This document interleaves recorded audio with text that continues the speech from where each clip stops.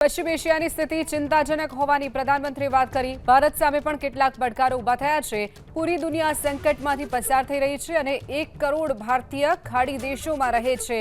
આ તમામ માહિતી પ્રધાનમંત્રીએ આપી છે। યુદ્ધના કારણે વ્યાપારિક રસ્તા પ્રભાવિત થયા છે। તમામ પક્ષે શાંતિની અપીલ કરી છે। તો કાચા તેલનો મોટો જથ્થો ખાડી દેશથી આવતો હોય છે અને બીજી તરફ ખાડી દેશમાં જ લગભગ 1 કરોડ ભારતીયો રહે છે અને તેમાંથી લગભગ 3.5 લાખ જેટલા ભારતીયો પરત આવી ચૂક્યા છે। વિદેશમાં ભારતીયોની સુરક્ષા અમારી પ્રાથમિકતા રહેશે તેવી પણ વાત પ્રધાનમંત્રીએ કરી છે। સંસદમાં આજે ખાડી દેશો પર જે મહાયુદ્ધ અત્યારે ચાલી રહ્યું છે તેના મુદ્દે પ્રધાનમંત્રીએ ચર્ચા કરી હતી। અત્યાર સુધી 3.75 લાખ ભારતીયો પોતાના દેશ પરત ફર્યા છે। સરકાર ઘરેલું એલપીજીને પ્રાથમિકતા આપી રહી છે। પેટ્રોલ, ડીઝલ અને ગેસ પર સરકારનું ફોકસ છે। જ્યાંથી સંભવ છે ત્યાંથી ગેસ અને તેલની સપ્લાય કરવામાં આવી રહી છે। વૈશ્વિક સહયોગીઓ સાથે નિરંતર સંવાદ પણ કરવામાં આવી રહ્યો છે। હોર્મુઝની ખાડીમાંથી આપણા જહાજો ભારત આવી રહ્યા છે। પહેલા પણ 2 આવ્યા છે, વધુ 2 આવવા માટે રવાના થઈ ગયા છે। આ તમામ માહિતી પ્રધાનમંત્રીએ સંસદમાં આપી છે।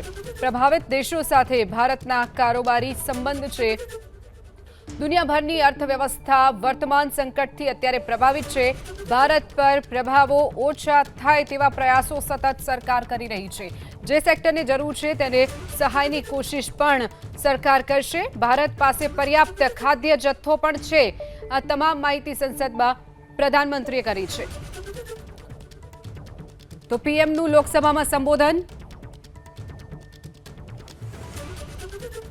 કોરોના કાળમાં પણ સપ્લાય ચેન તૂટી હોવાની વાત પ્રધાનમંત્રીએ કરી છે। કોરોના કાળમાં પણ જે સતત સપ્લાય ચેન તૂટી હતી, આપણે સાવધાન અને સતર્ક રહેવાની જરૂર છે આવી વાત પ્રધાનમંત્રીએ કરી છે। इस युद्ध के कारण दुनिया में जो कठिन हालात बने हैं उनका प्रभाव लंबे समय तक बने रहने की आशंका है। इसलिए हमें तैयार रहना होगा, हमें एकजुट रहना होगा।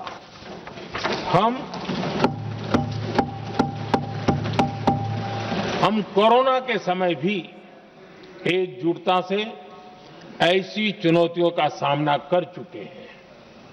अब हमें फिर से उसी तरह तैयार रहने की आवश्यकता है।